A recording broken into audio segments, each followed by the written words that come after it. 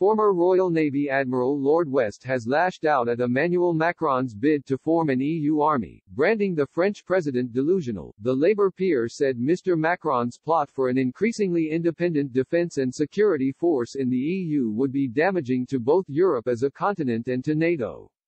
Lord West urged the UK government against being drawn into the French leader's quagmire. In a letter to the Financial Times, the Admiral blasted France's President Emmanuel Macron as looking forward to an entirely new transatlantic security architecture for the 21st century. Macron's vision is of an all-European defensive collective that is well-armed and can act independently and ahead of brain-dead NATO. The idea is delusional and highly damaging both to NATO and the security of Europe. The permanent structured cooperation is part of the EU's security and defense policy and attractive to many member states in defense industrial terms. Continental Europe has proved adept at sharing out lucrative defense contracts and building new infrastructure but less effective at producing rapidly deployable war-fighting formations. President Joe Biden has made sweeping declarations that Europe and the US must again trust in one another, but Macron's agenda seems to cross his bows.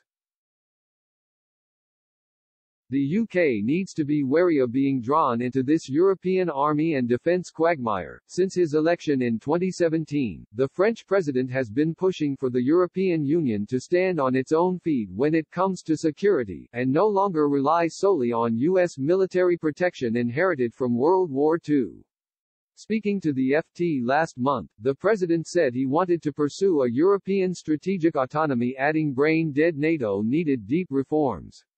In an attempt to defend his comments, he later said his concept of European strategic autonomy in the defense sector did not mean he wanted to drift apart from the United States, but that it would make Europe a more reliable partner and strengthen NATO. I do believe in NATO, President Macron said during the Munich Security Conference, more than a year after causing confusion among other members of the transatlantic military alliance by saying NATO was experiencing brain death. I do believe NATO needs a new political momentum and clarification of its strategic concept. NATO needs a more political approach, he added, speaking after the first G7 meeting attended by U.S. President Joe Biden. His comments on NATO's brain death, coupled with his decision to seek more cooperation with Russian President Vladimir Putin, had caused consternation among some European allies, especially in Eastern Europe, which sees the United States as the only credible protection from neighboring Russia.